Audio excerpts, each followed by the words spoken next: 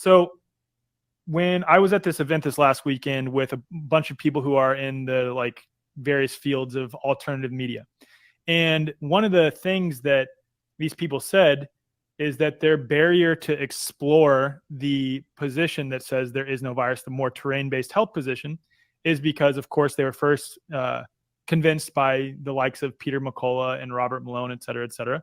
But then secondary to that, they saw people on Twitter and elsewhere who share the no virus / terrain-based position, who are coming from a very belligerent and hostile point of view. And whereas in sort of my commentary on that was, I took this feedback and I say, the way that I personally communicate is to be very loving and kind and only state the facts of the case and not apply any conjecture, any ad hominems. And I just want to ask, do you think that it's effective to call Bobby Booby Kennedy, especially just real quick, when there are so many people in the health freedom space who do revere him as a god and are already convinced that he is anti-establishment, which I don't believe whatsoever, by the way. I wrote an open letter to him 8 months ago or so. Yeah. I do not believe that even a little bit. But the point is, I recognize that because so many people revere him as a god in this space and look to him as a savior, that, you know, there's the Owen Benjamins of the world who do it for like comedic effect, right? But for those who are attempting to draw attention to the issues that RFK and other people are going to bring about if they are supported, right? Do you think it's helpful to call him? Yeah, very much. So, Alec, you got to get out of the white liberal mentality. Don't take it the wrong way. White liberal activists always pussyfoot around with evil, okay? Booby fucking Kennedy should be called Booby fucking Kennedy. And let me tell you why. Look, I did a movie with him many, many years ago that was directed by, funded by Pierce Brosnan and directed by his wife, okay? I was the main scientist in the movie called Poisoning Paradise about what's going on in Kauai. So Booby come on and goes, yes, we have very corrupt stuff. He does a little scene and leaves, all right? Here's the deal. People have to open their eyes to realize that the reason change doesn't go on is because of the white liberal mentality. Oh, you can't say that. You got to be nice. You see, a lot of people are, Shiva, you can't do that. Change never comes that way. So let me give you personal. Just real quick. The only reason I'm saying that though is like, no, I'm not. I am not personally offended by that, but the reality is that's where society is. Alec, what you just said, let me just repeat, okay? You have to understand, people say, Dr. Shiva, I get it, but they may not get it. So I want to help you figure out how to, you're looking at a veteran who's been on the ground fighting for nearly 55 years. So you guys got to learn what actually works and what has actually worked historically, because that white liberal approach is what leads to this, the lesser of two evils. They want Alec to control, you see, language is thought. Language is thought. When you control language, you're controlling your thought. So they have, you know how the British used to fight? They used to watch with rods up their ass and walk down things, and everyone had to fight that way. How did we win the Revolutionary War? They didn't say, Dr. Shiva, you should please march down. Don't fucking throw tomahawks at them out the street, and don't be guerrilla warriors. That's how you win the war, okay? You can never win on their battlefield. Booby fucking Kennedy, and everyone should teach that to their children. And let me tell you why I call him Booby fucking Kennedy, and when everyone should. He knows consciously exactly what he's doing. And I may release the emails that I have with him with Jake Crosby, okay? He knows his role is to be the not so obvious establishment. And he's funded to be that, okay? So let me give you two examples. This is not theory. I don't disagree with any of that, by the way. This is actual, but I'm saying it's typically smart people say, well, Dr. Shiva, I get it, but these poor slobs may not. So we got to change the language a little bit. Well, I just know that they're very prone to. No, but what the way mine works is Alec, let me just finish, okay? Because this is a very important point, okay? And this is what actual data shows how you win. So let me give you an example. 1984, MIT. MIT has investments, many universities had large investments in South Africa. And if you are a black or brown South African, the brutalization of the South African government was extreme, openly shooting protesters on the street, fascist fucking government. 0.1% controlled 99.9%. And that's, by the way, where Elon Musk's epigenetic comes from, all right? black and brown people had to carry on voter IDs or ID cards. So that was apartheid South Africa. Liberal universities were funding this apartheid. Okay. So anyway, students in the 1980s woke up and they said, this is wrong. And so it always goes into three trends. The obvious establishment. So a bunch of students were the quote unquote right wing. They said, oh, this is great. We're helping those blacks, like missionary mentality. Let's invest more. Okay. The second group was the white liberals on campus. Oh, we need to do some protests and we need to go beg to the administration. Don't do that. Let's sing We Shall Overcome. Okay. That kind of shit. And then what I had realized by 1984 as an activist was that the left and the right, everything I'm sharing with you, I'd realized back then when Jesse Jackson talked a good game and he gave all of his votes to Walter Mondale, talking the lesser of two evils. That's when I realized you needed a systems overhaul. So I'll give you a very actual example. So there were these three trends, three different student groups: supporting apartheid, group saying, well, we have to let's meet with the dean and he's going to help us out. Bullshit. Let's meet. We had a very good meeting with the president and it was so nice to us. We went and had tea with him. Nothing's fucking happening. All right. So we organized our movement called the Student, and we said we need to do massive militant protests. Okay. Galvanizing not only students, but working people right here in Boston. I go, what are you talking about? Well, you white liberals are talking about, white liberals always like to talk about a problem 10,000 miles away. You're fine with talking about oppression of black people over there, but you won't even go into Roxbury or Dorchester, which is 2 miles over where there's massive segregation. 100%. You're not talking about the fact that most of the poor white and black workers who work in the food service get paid nothing. They don't have health insurance. So we did is we said, stop apartheid oppression from Boston to Soweto. Okay. Mm-hmm. So we organized all the food service workers. You see, we made it much more real. And then when we did a protest, we started at BU. You have to go up Comm Ave, across the Mass Ave bridge to MIT. We're marching along, and it's sort of a lame protest. They're saying no to apartheid, no to apartheid. The day before, about 200 students were shot openly by the South African police protesting in South Africa. So we take up a slogan which matched that anger. Apartheid in South Africa, burn it to the ground. Wow, that's pretty militant. That's violent. Everyone took it up, Alex. All 5,000 people, because people were pissed. These liberals run around with their little yellow, you can't say that. That's too violent. Stop, don't say that. They're going to think we're violent. We said, shut the fuck up. We walk across, but we were expressing as working people the actual anger of those people in here. You see, that's what white liberals want to do. Liberalism, oh, okay, we can't say that. We get over to MIT. We had the South African flag. I burned it on the steps of the MIT campus. It was reflecting, it wasn't random, reflecting what was going on in South Africa. The police didn't do anything. We marched to the president's office, scared the shit out of him. They pulled out of their investments out of South Africa. You see? So white liberals and Booby fucking Kennedy and the entire left with Bernie Sanders, AOC, they talk a good game, but they try to control it. So now fast forward to 2019. Many people know I was leading massive protests against the vaccine mandates here in Massachusetts. I'm from New Jersey. In January of 2020, we took our SUV with all of our sound equipment and we mobilized 5,000 to 6,000 mothers in Trenton, New Jersey, against a vaccine mandate bill that was coming down before. So Corona hadn't hit yet. Okay, this is early January, very early, late 2019. This was our second protest. Booby Kennedy comes in with his SUVs and everyone is supposed to walk around the State House for 100 times in reverence to the people who died of vaccine injuries.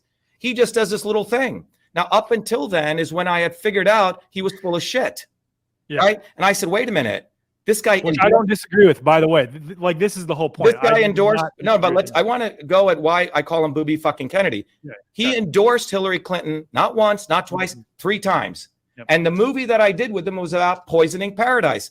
Hillary Clinton, campaign manager, was right out of Monsanto, that revolving door, right? So he's endorsing someone openly in a New York Times article who's pro-GMO, pro-Monsanto. And then over here, he runs water keepers. I'm into saving the waters. He's full of shit. And on top of that, that's 20. People say, oh, that's too late. In 2020, when I'm running for Senate here in Massachusetts, his nephew, Joseph fucking Kennedy, is one of the most rabid pro-vaccine mandate guys. He brings his nephew out to LA, does a huge fundraiser for him. All right? That's 2020. Then the motherfucker at his own house, everyone had to be vaccinated before they could come in. And then he blames his wife. And he blamed it on his wife. Yeah. But then it gets even more interesting. Maureen Callahan in the Daily Mail says, look, you want to debate Peter Hotz. Why don't you debate me? Let's talk about the fact that you had a diary, and we have to talk personal shit, of how you banged 28, 30 women. Your wife finds your diary. She wants to hang herself. You really let her hang herself. Then it gets even more interesting. He brings. Well, there's also indication there that he encouraged her to. Yes, but even more, the Kennedys, Booby fucking Kennedy, going all the way to Joe Kennedy, are masters of public relations. So Ken Sunshine, you can look him up. As I understand, that's his PR agency, one of the biggest PR guys. So after his wife dies, they have the big casket, and he's praying over it like this, a good Catholic boy. Beautiful pictures. The next day, and that was in the Kennedy area where they buried. The next day, Alec, they exhumed her coffin, and they moved it to an unmarked grave. He is fucking Booby fucking Kennedy. He knows what he's doing. His role is to talk like this, I'm fighting, and then the next day, you go fucking support Zionism. The butchering of power. You go hang out. Not only does he support Zionism, he's taken like the hardest possible stand. I know, because he's a fucker. And you have to start calling him Booby fucking Kennedy. And if you look at the Kennedys, it's about blowing people's, and I don't care about the 30% of those mothers who want to suck off Kennedy and probably sleep with him, who give him all their money in Scarsdale. We don't care about the 50%. Our goal is to find the 20% who get it, because when the 20% you mobilize them, Alec, we're going to pull over the other 50. Okay, so that's a fair point, because like here we're not here to appease I hear you. all these people, because they're not going to do anything anyway. First off, I don't disagree with everything you just said. I'm simply saying, like, okay, before I came on this interview, one of my friends who's a pretty big activist in this space, and he does make a lot of videos. I'm not going to name who he is, but he makes a lot of videos and like is out doing shit all the time. And he's had a lot of videos of him out doing stuff, challenging people to their face, go public. And I sent a message to a few of my friends. I was like, hey, I'm about to interview Dr. Shiva. You guys have any questions? And they were like, why does he come across as such a dick? And like, you should ask him. Why? What I'm saying is, go ahead. That's a barrier for them to explore. Why has he walked in my shoes? Is he? For sure. You see what I'm saying? You know what's interesting? Sure. Women get my anger, but men don't. And I find this fascinating. In fact, white men liberals don't get it, because the white male liberal in the United States has never had to fucking fight for anything. So that guy, I would tell him to shut the fuck up and sit down and learn. No, he has to learn. He has to go look at the Kennedys' history, and he has to realize, why is this graph like this? And the reason is, this is very personal to me and personal to the other 8 billion people, because that's who I represent. I'm not here to fucking please people. And he wants to please people. He wants to be a people pleaser. He wants to be seen like he's fighting the right way. The right way is how you fight on the street. Go to New Jersey, go to Newark, and let him talk his shit there. He gets slapped the shit out of there. So he doesn't know what he's talking about. Yeah. He doesn't. He speaks. He's giving me advice when he has no foundational basis to give that advice. And so people say, oh, yeah, he's saying something nice. You don't know what the fuck you're talking about. So let's go back to the Kennedys. Joe Kennedy, a mobster. Yeah. I live in Massachusetts. John F. Kennedy is a fucking creep. The guy had venereal disease. He wasn't even accepted into the Navy. His father had to make phone calls to get him in. He was one of the most reckless soldiers. He did many, crazy shit. He did one of the biggest blunders, the PT-109 disaster. He blew up that ship, all right? Now, he had done that before with other ships. Mm-hmm. Now, what's fascinating is his father called up the press, redid it to make him a hero. If you or I did it, Alec, we'd be fucked. We'd be in jail. Then his father wrote a book for him, Profiles in Courage, all right? Your father, my father couldn't have done that. He called up people, made sure he won the Pulitzer Prize. All right. Kennedy gets in, and then they created this mythos, Camelot. Royalty? Are you fucking serious? Camelot, it's about British royalty. So you're bringing back that ethos to brainwash people as though this guy is some great human being.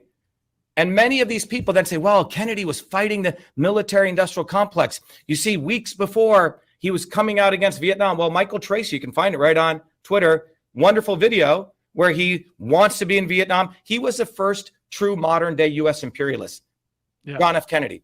Then Booby fucking Kennedy's father, RFK, was not a peacenik. There is the actual speech that he gives on the floor of the U.S. Senate. We must stay in Vietnam. We must escalate this war. Full lockstep barrel with LBJ. Now, getting to the vaccines, who passed the Vaccination Act? Kennedy, 1962 vaccination. So can you touch on this like more specifically too? Because I heard you say this on another episode, and people are like, "What? No, it was the 1986." No, this is where all these mothers are fucking stupid and they're screwed up, because the mothers who, by the way, not the smart mothers, the dumb mothers who think Booby is going to come save them. Okay. Well, he's also fighting for, quote, safer vaccines. Exactly. So let's talk about that. Yeah. And we should probably talk about the 1963 first. Let's start with this. Okay. Yeah. You're looking at someone who's considered one of the leading guys in the immune system, even by the establishment. Okay. I was invited in 2019 to give the talk at the National Science Foundation. They choose one scientist every year on the immune system. And that, I presented this paper, which is called The Modern Theory of the Immune System. Okay. This basically said, look, when the 1962 Vaccination Act, the Kennedy Vaccination Act was created, it was done with a very, very rudimentary understanding of the immune system. They thought we had these two engines, the innate immune system and the adaptive, right? Something comes into your body, it makes your body react in your visceral part of your immune system, call it the innate. And then 3 to 4 days later, your body upregulates what's called antibodies, okay? So that was a theory of 1915.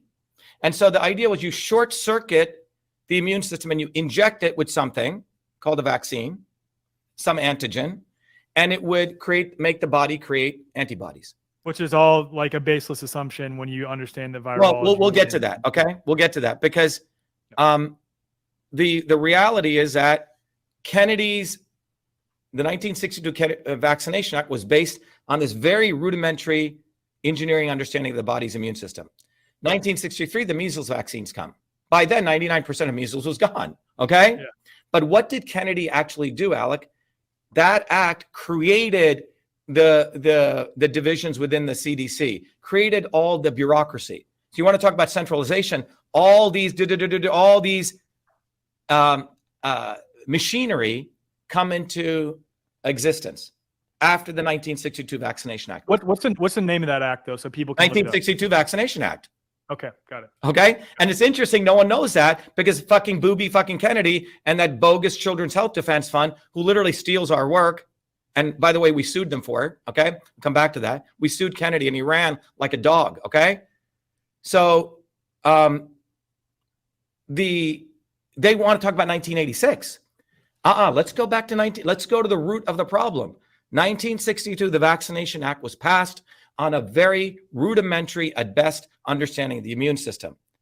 And that led to all of these departments, all those corrupt departments that you have. So John F. Kennedy is the one who gave rise to all of this new organism, which means a bigger government, more regulations, but most importantly, giving the government the right to stick shit into you. Alec, think about that. Your body was now being violated openly and allowed by John Kennedy's signature of the 1962 Vaccination Act. So the next 24 years, what happens? 1962, 1986, people are getting vaccine injuries. They're starting to sue people, the pharmaceutical companies in federal court or state court. Vaccine companies, whoa, we can't be sued. Yep. So they call a bunch of people. One of them was Ted Kennedy.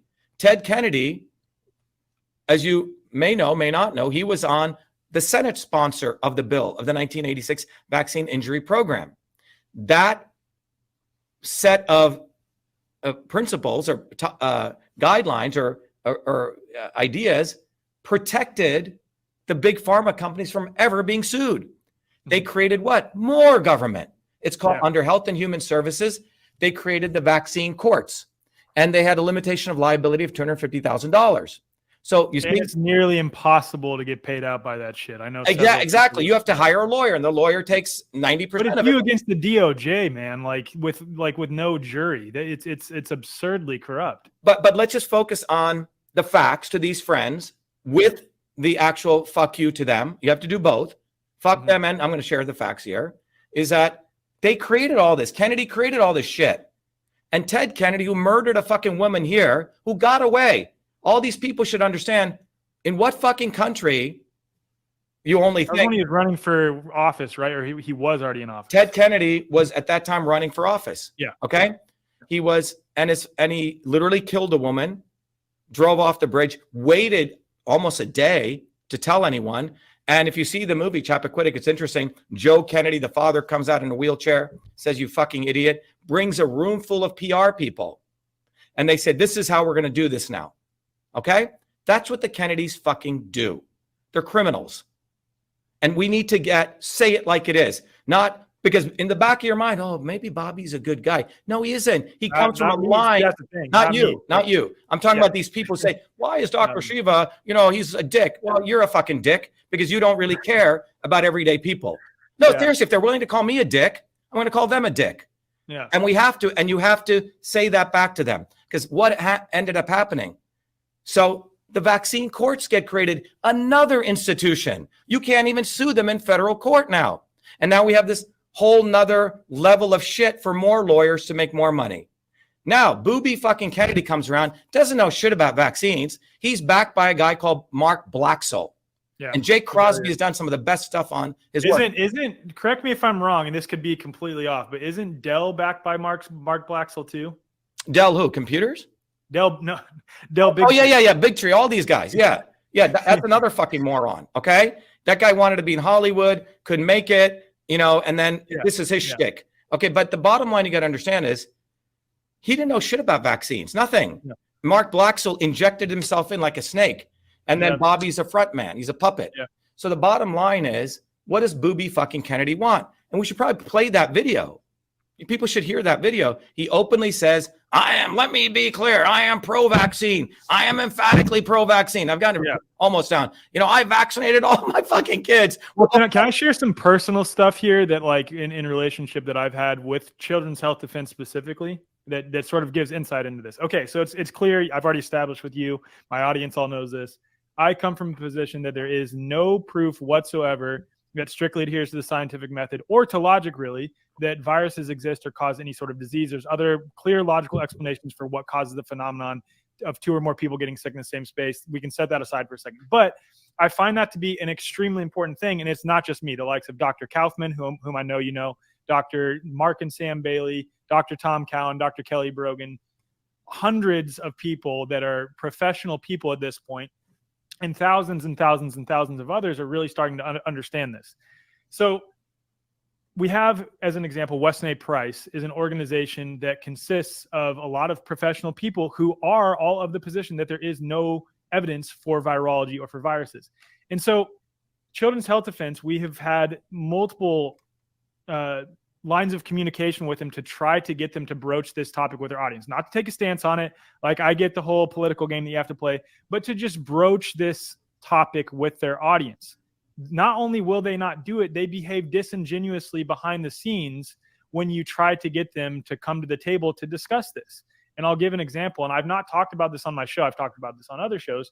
So myself and so I wrote an open letter to RFK and Dell, and it got like 40,000 views. And all it was taking all of their arguments for why they will not broach this topic and analyzing them and really destroying them, because there's no justification, especially when you have organizations that profess to be about exposing scientific corruptions and things like this. It's important to broach this topic.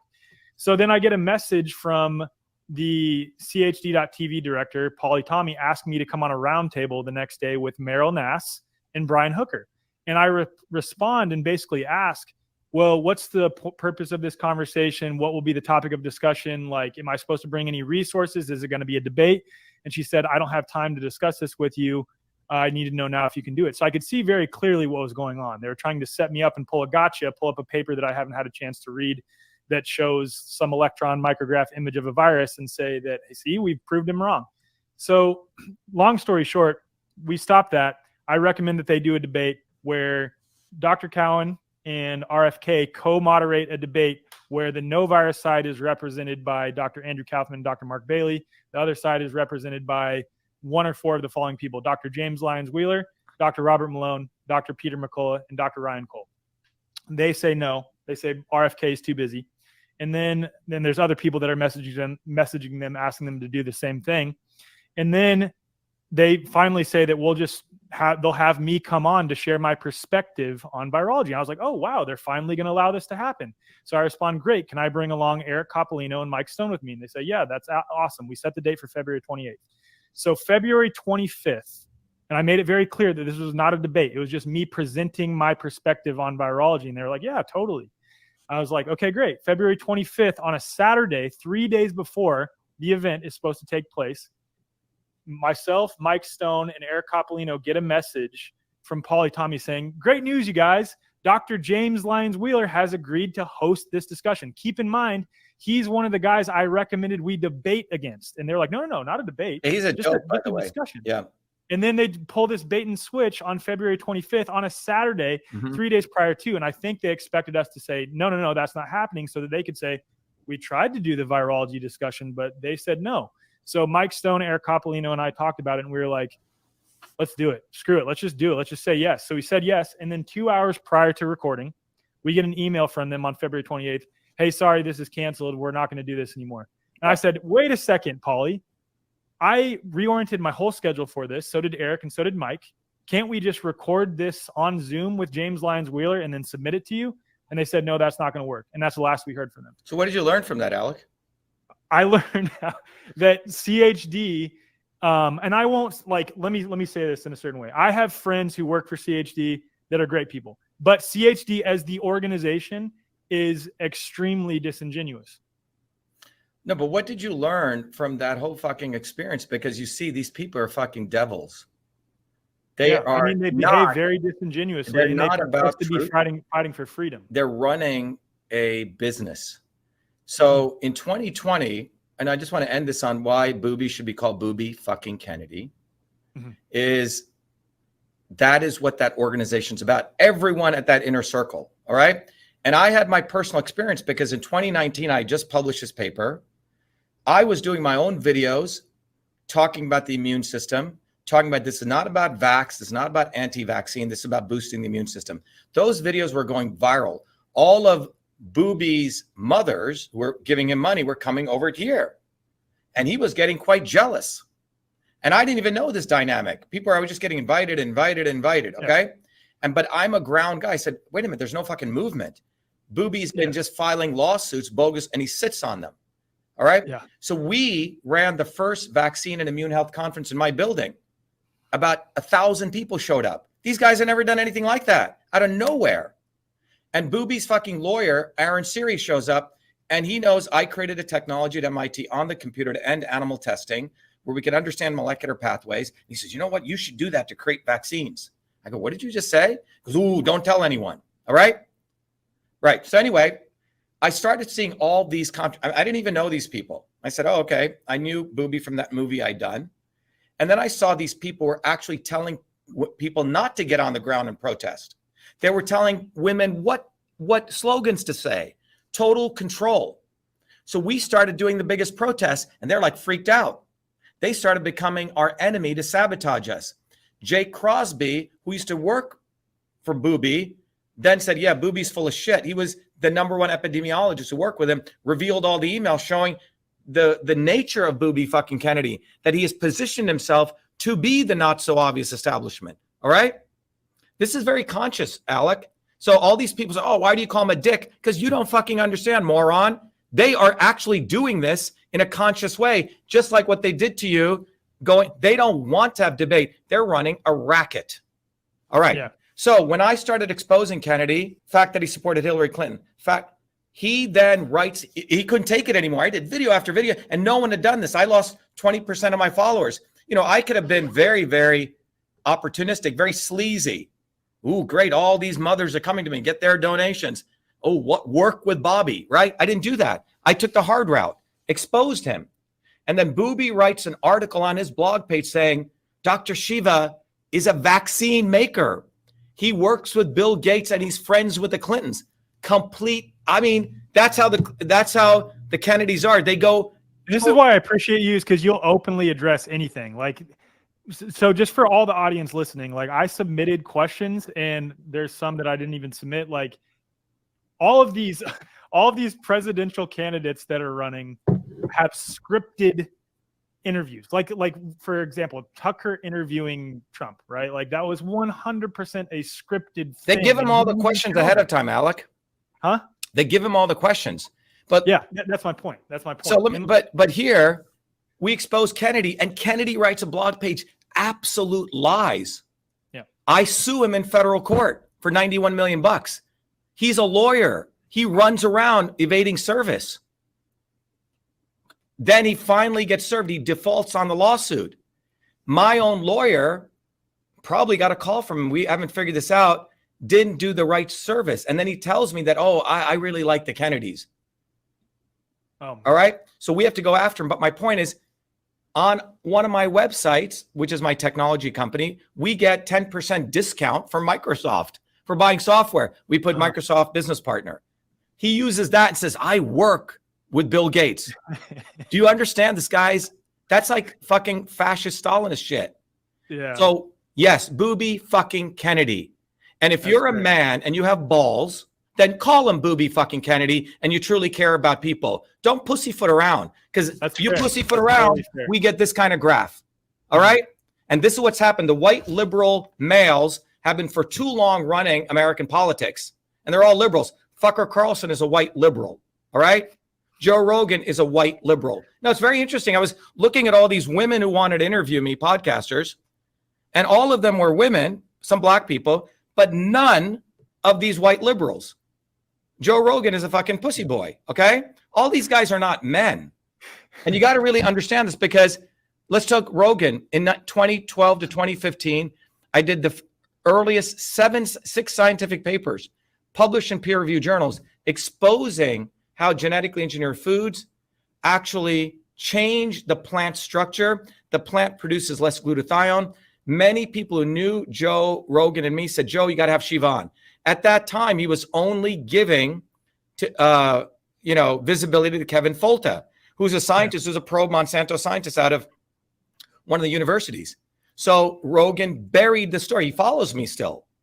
When the vaccine stuff was going on, Eddie Bravo's close friend said, put Dr. Shiva on. No. Yeah. So, I like Eddie. I think Eddie's a legit dude. Eddie's a nice guy. But the thing is, these guys, the other guy, there's another guy, I forget his name.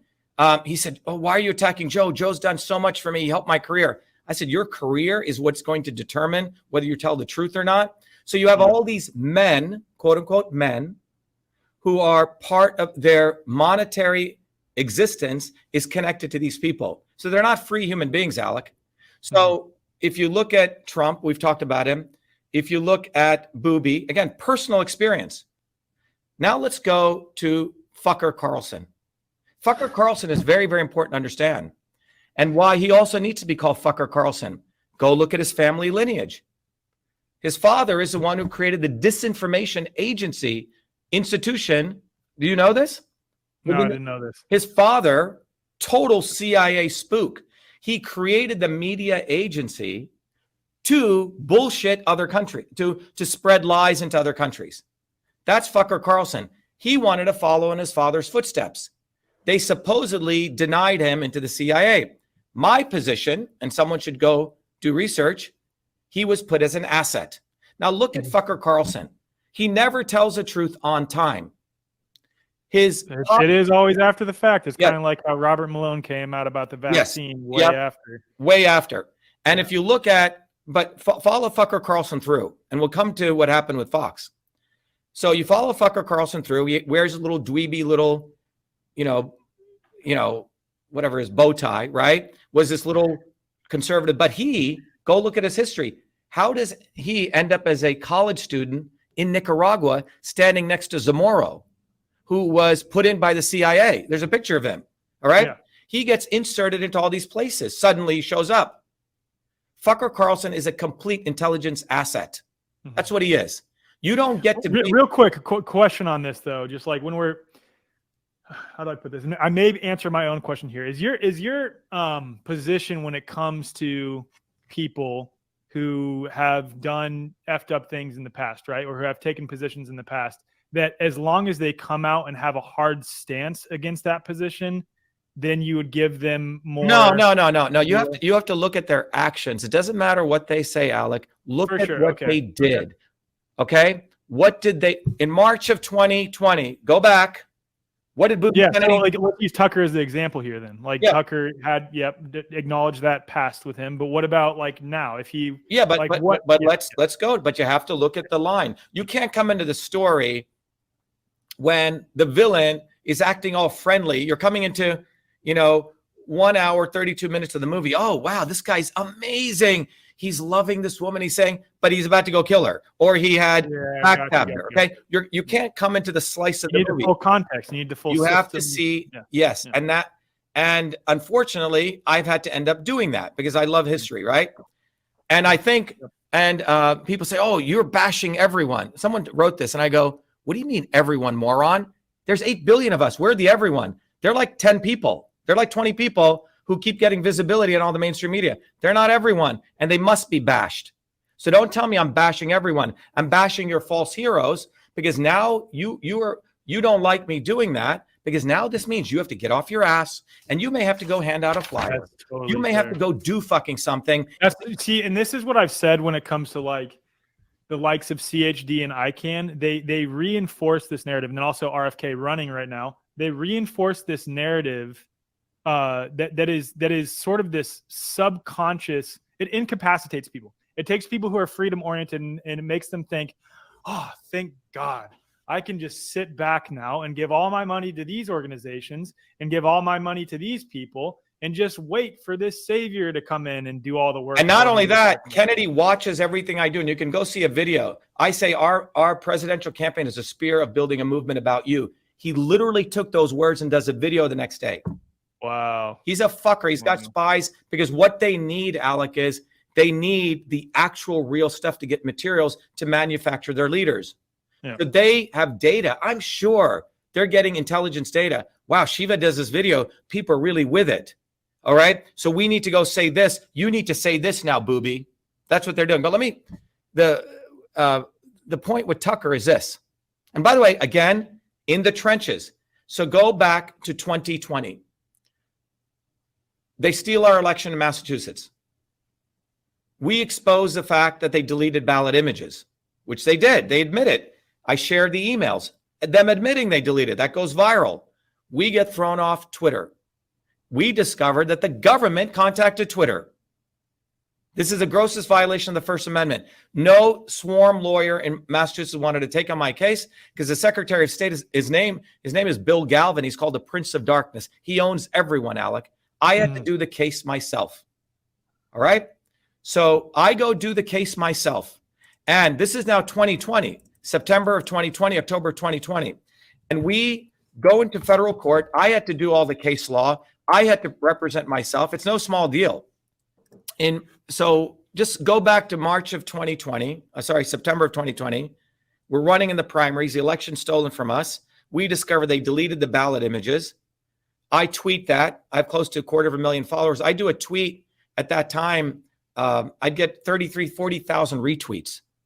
Retweets on an average day. And to be clear, you think this has been going on for a long time? Oh, yeah. It's been going on forever. Okay.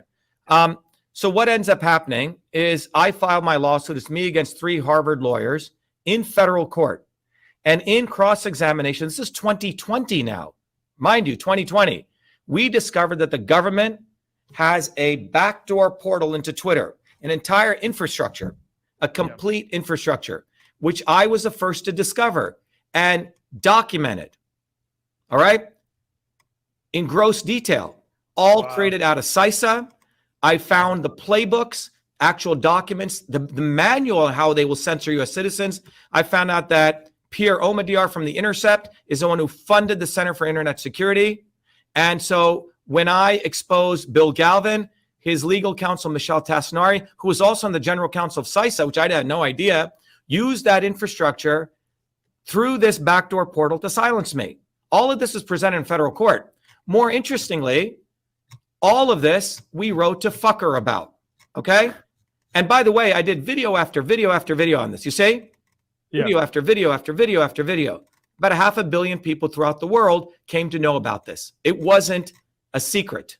We discovered that Omidyar, who runs The Intercept, is the one who funded the creation of that backdoor portal so government here could launder censorship. All in federal court evidence. Remember, evidence takes a lot for a judge to accept it. So this is evidence, cross-examination testimony, long before the fucking bullshit Twitter files and Elon fucking Musk. My point is, Alex, this is 2020, okay? Yeah. So that's incredible. That's incredible. So this is to Tucker. I said, Tucker, here's the first lawsuit. Notice the date, October 2020, okay? Then we get a victory. The judge gives me the terms of my preliminary injunction. Judges don't do that. Yeah. All right. We won a landmark victory. The release is below. We talk about the backdoor portal, the entire censorship. Cover this. He does nothing. We even wrote to that other dweeb, Glenn Greenwald. Okay. That's crazy. So all of this is here 2 to 3 years before Twitter fucking files. First case to show government makes Twitter silence political speech. Now, I'm not a nobody. 500 million people have seen this. Yep. All right. What did he do? He concealed it. He didn't forget about it. See, the white liberal male will say, oh, well, Tucker maybe was busy. No, he fucking concealed it, moron. He intentionally concealed it. So this is what people do. They keep giving these white boys from the swarm, the elites, the bourgeois, liberals, and Tucker's a fucking liberal. He's a neoliberal. Okay. Yeah, I don't a pass. Well, Tucker is very busy. No, he knows about me. He got the emails. This is one of the most important lawsuits. It's going everywhere. He concealed it. Now it gets even more interesting. Then, if you remember, in October of 2022, that bogus, another CIA front organization called The Intercept comes out. And what do? They say, oh my God, we just discovered DHS leaks. Department of Homeland Security is influencing Twitter, right? Well, Tucker then puts Lee Fang on. And look what Tucker says. Lee Fang broke the story. See that? Yeah. He's an investigative journalist at The Intercept. He joins us tonight. Thanks so much for coming on. This seems like a really important story, which is for some reason being ignored. You fucking ignored it.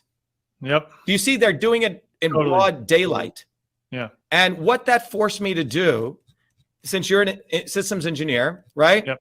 I stepped back and I said, wow, I couldn't believe this was happening, right? And I said, this is almost like they have a script running.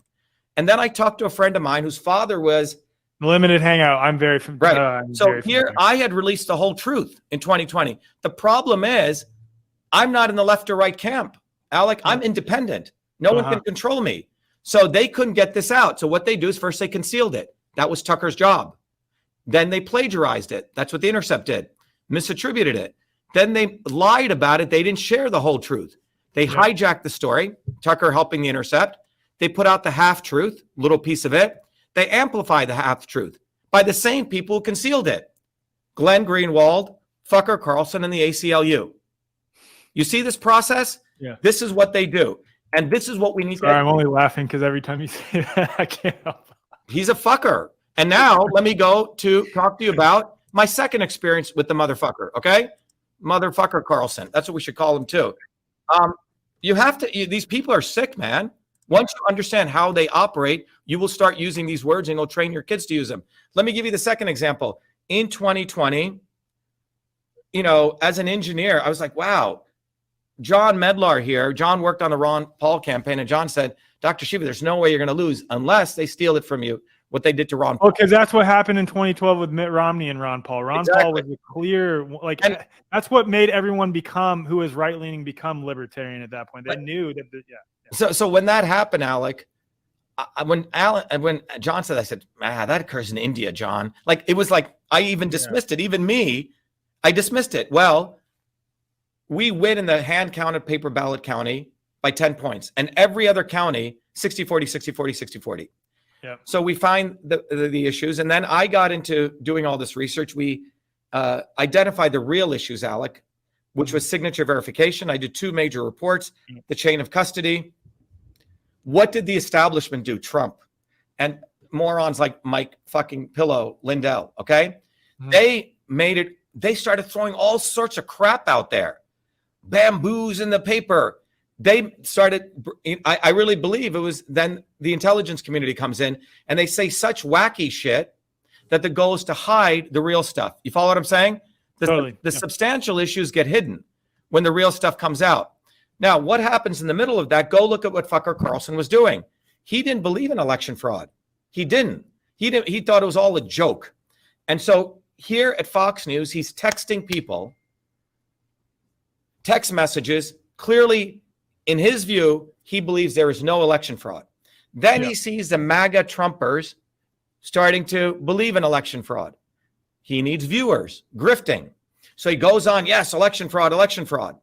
Now, if anyone knows anything about defamation, defamation is an interesting area of law. If, Alec, you said, Dr. Shiva kicks his dog, I can sue you for defamation, right? And I can likely win if I have to show that's not true. If you're a public figure, though, Alec, like you're a politician or a celebrity, and or I'm a celebrity, and you say Dr. Shiva kicks his dog, I have to not only prove it's false, but I have to prove that you did it with malice, that you actually knew that this was wrong, that you just didn't make it off. It was disinformation and not premeditated. Okay, so that's called malice. Now, in the Dominion lawsuit against Fox News, Fox is a public entity, right? And Dominion is a public entity. Dominion, in order to prove that this was defamation, they had to prove two things: that it was false. And many defamation cases may win that what you said was wrong, but they fail for a public figure if you have to prove malice. Okay. Got it. So in the case of Fox or Dominion, they had to prove not only that what Fox saying was not true, but they had to prove it was malicious. Like the guy who was saying it knew in his bones it was not true. Got it. All right. So I don't give a fuck about Fox. I hate him. I hate fucker. Okay. But the legal point is that Dominion had Fox by the balls because they had these text messages. Fucker is telling people there is no election fraud. And over here, fucker is going over there and putting on his fucked up acting face. Oh my God, there's election fraud, because he needs the views. He needs to keep all those Trumpers thinking he's their fighter.